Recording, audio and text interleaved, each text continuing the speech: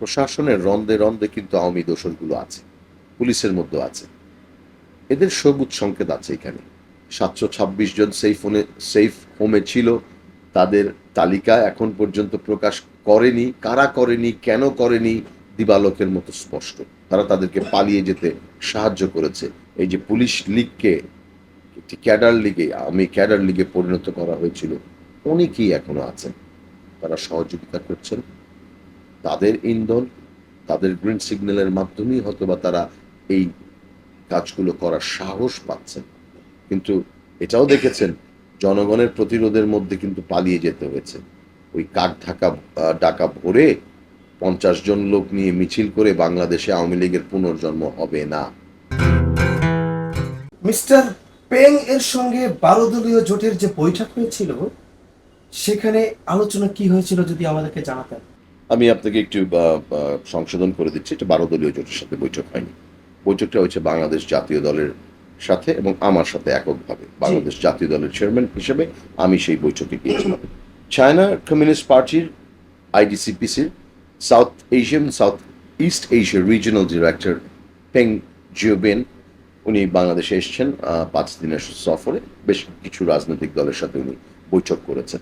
চায়নার যে foreign policy and Communist Party policy is to develop relationship party to party in different countries. ওনারা বলেছেন যে ১৭০টি দেশের প্রায় ৭০০র মতো পার্টির সাথে তাদের রিলেশনশিপ আছে। তারা সেইখানে তাদের মতামত জানতে চান, মিউচুয়াল লার্নিংয়ের একটা ব্যাপার থাকে, এবং সেই তাদের যে বায়োল্যাটারাল দ্বিপাক্ষিক সম্পর্ক উন্নয়ন কিভাবে করা যায় সেই জন্যই তারা পার্টি টু পার্টি ডিসকাশনে যান। এবং তারা মোরওভার তারা যেটার উপর জোর দিচ্ছেন সেটা পিপল টু পিপল রিলেশনশিপ, জনগণের সাথে জনগণের রিলেশনশিপ। আমরা চায়নাকে আমাদের নেইবারিং কান্ট্রি মনে করি, তো আমাদের সাথে তাদের বর্ডার নেই, বাট তারা সবচেয়ে আমাদের বিশ্বস্ত বন্ধু এবং তারা আমাদের ভাই, সেটা তারা বলেছে। তারা আমাদের এই সম্পর্কটাকে আমরা এগিয়ে নিতে চাই।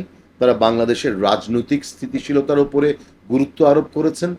তারা বাংলাদেশে নির্বাচনটা কিভাবে হবে, সংস্কারগুলো কিভাবে হবে, আমরা কিভাবে ঐক্যমতে পৌঁছতে পারি, সেই বিষয়গুলো জানতে চেয়েছেন। সো মোরওভার ইট ওয়াজ, এবং এর বাইরে আমাদের বিভিন্ন উন্নয়নমূলক কর্মকাণ্ডে চায়না যেভাবে জড়িত আছে এবং আগামীতে কিভাবে দারিদ্র্য বিমোচন থেকে শুরু করে বাংলাদেশের বিভিন্ন উন্নয়ন কর্মকাণ্ডে সামরিক সহযোগিতা, একটা দুইটা রাষ্ট্রের মধ্যে যেই সম্পর্কটা থাকতে পারে, সেই সকল সব কিছু বিষয় নিয়ে আমাদের মধ্যে খুব খোলাখুলিভাবে, আন্তরিকভাবে ঘণ্টা দেড়েকের একটা বৈঠক হয়েছে। এবং আমি মনে করি এই বৈঠকটি একটি নতুন দ্বার উন্মোচন করে দিবে বাংলাদেশের political parties and with the people of Bangladesh.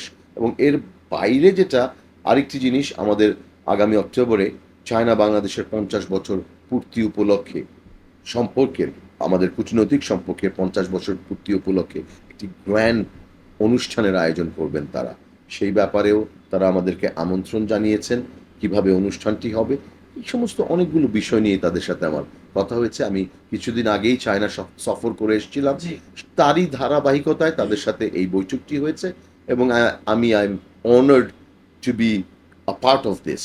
Awami League নির্বাচনে আসার চেষ্টা করছে তলে তলে, এমন একটি খবর পাওয়া গেছে। এই বিষয়টিকে আপনি কিভাবে দেখছেন? দেখেন, তলে তলে আওয়ামী লীগ তো এখন প্রকাশ্যে নাই। যা কিছু আসবে হয়তো বা মোটামুটি ওইভাবেই, বা আমরা উড়া কথাগুলোই শুনবো। প্রকাশ্যে রাজনীতি করতে পারছেন না জনগণের এই তীব্র ক্ষোভের জন্য। জনগণ যেভাবে মুখ ফিরিয়ে নিয়েছে, তারপরেও আমরা মাঝে মাঝে ওই সামাজিক যোগাযোগ মাধ্যমে তাদের কিছু নেতার মানে বা কথা শুনতে পাই। আওয়ামী লীগের ওয়েবসাইট বা পেজ থেকে হয়তো বা দু একটি প্রেস রিলিজ আকারে এসছিল, সেটা অনেকদিন যাবতীয় হচ্ছে না। সেখানে তাদের সংস্কারের কথা বলা হয়েছে, নেতৃত্ব পরিবর্তনের কথা বলা হয়েছে। আবার সেই ব্যাপারে পরের দিনই আমরা স্টেটমেন্ট দেখেছি যে নেতৃত্ব শেখ হাসিনার মধ্যেই থাকবেন এবং তারা এই সরকারের অধীনে কোনো নির্বাচনে অংশগ্রহণ করবেন না। আসলে নির্বাচনে অংশগ্রহণ করার মতো বাস্তবতাই নেই। যেই জনরোষের মধ্যে তারা পড়বেন, তাদের সে প্রার্থী তো নেই, সেই ক্লিন ইমেজের ব্যক্তিটি কিন্তু তারা খুঁজে পাবেন না। বাংলাদেশের মানুষ নৌকাটা ডুবিয়ে দিয়েছে, সেটা আর ভাসতে দিবে না ভাই। সেটাকে উপলব্ধি করতে হবে। এই এই হত্যাযজ্ঞের পরেও তাদের মধ্যে কোনো অনুকম্পা, অনুশোচনা নেই। একটি বারের মতো তারা বলতে পারেনি যে তারা ভুল করেছিল। তাদেরকে এত সহজে আমরা ভুলে যাব, বাংলাদেশের জনগণ ভুলে যাবে, সেটাও দুরাশা। আমি মনে করি জনগণ এই ব্যাপারে ঐক্যবদ্ধ। আমরা রাজনৈতিক দলগুলোর যদি সদিচ্ছা থাকে, আমরা যদি এই ব্যাপারটি ঐক্যবদ্ধভাবে আমরা একটি সিদ্ধান্তে উপনীত হতে পারি, বাংলাদেশ থেকে আওয়ামী লীগকে চিরতরে বিদায়ী করা হয়েছে। এর মধ্যে দেখা গিয়েছে যে তারা বেশ কয়েকটি ঝটিকা মিছিল করেছে।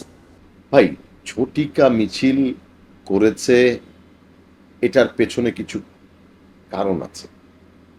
বেশ কয়েকটি না, ৩-৪টি উদাহরণ আপনি দিতে পারবেন, এবং যেটা আপনি বলতে চাচ্ছেন আমি হয়তোবা বলবো যে ঢাকায় একটি করেছিল, খুলনায় একটি হয়েছে, আরেকটি কোথায় যশোর বা কোথাও একটা হয়েছে, যেটার সাইজটা একটু বড় হয়েছে।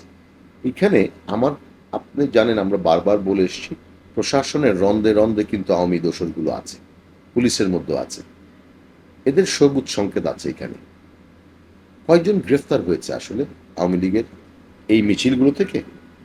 আমি মিছিলগুলো থেকে বলছি না, মিছিলের আগে বা পরে, এখন পর্যন্ত গ্রেফতার প্রক্রিয়া হয়তো বা 7 দিনে একজন গ্রেফতার হচ্ছেন, একজন এমপি গ্রেফতার হচ্ছেন।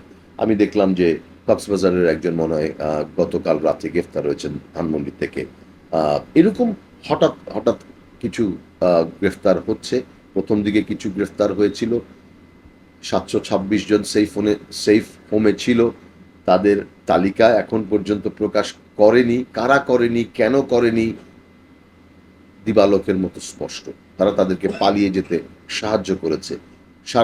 সব মিডিয়ায় আপনারাও প্রচার করেছিলেন আরাফাত গ্রেফতার হয়েছে, সেই খবরটিও মিথ্যা প্রমাণিত হলো।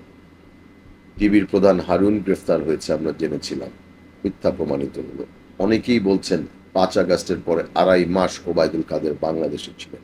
কোথায় ছিলেন?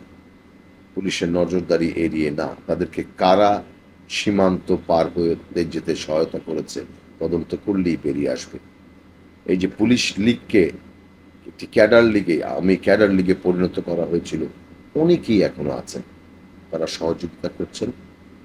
তাদের ইন্ধন, তাদের গ্রিন সিগন্যালের মাধ্যমেই হয়তোবা তারা এই কাজগুলো করার সাহস পাচ্ছেন। কিন্তু এটাও দেখেছেন, জনগণের প্রতিরোধের মধ্যে কিন্তু পালিয়ে যেতে হয়েছে। ওই কাক ডাকা ভরে 50 জন লোক নিয়ে মিছিল করে বাংলাদেশে আওয়ামী লীগের পুনর্জন্ম হবে না। তাদের নির্বাচনে আসার যে খায়েশ, আমি মনে করি সেটা স্বপ্নই থেকে যাবে। গত 8 মাসে 26টি নতুন দলের আত্মপ্রকাশ হয়েছে, এই বিষয়টিকে কিভাবে দেখছেন? আমি আপনাকে একটু আগেই বলেছিলাম, গত 8 মাসে প্রায় 1500 সংগঠনের আবির্ভাব হয়েছে অধিকার আদায়ের জন্য।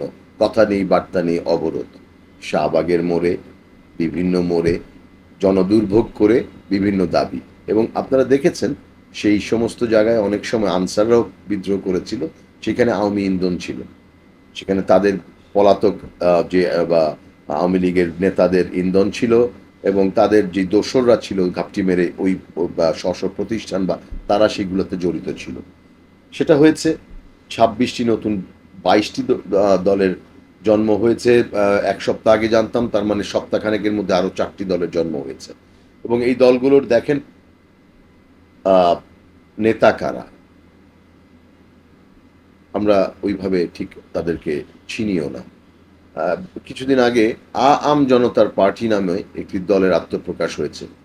জনগণের টাকা লুট করে যেই লোকটি প্রায় 12 বছরের মতো জেল খেটেছে, ডেস্টিনি রফিকুল আমিন, ঔদ্ধত্য দেখিয়েছে একটি রাজনৈতিক দলের আত্মপ্রকাশ ঘটাতে, তাও একটি 5 তারকা হোটেলে। দিস ইজ অল পিপলস মানি। এই লুটেরা জনগণের টাকা লুট করে রাজনৈতিক দল খুলছে। বেদের মেয়ে জ্যোৎস্নার নায়ক, হঠাৎ করে উনি হাঁটতেই পারেন না ঠিক মতো, শারীরিকভাবে অক্ষম,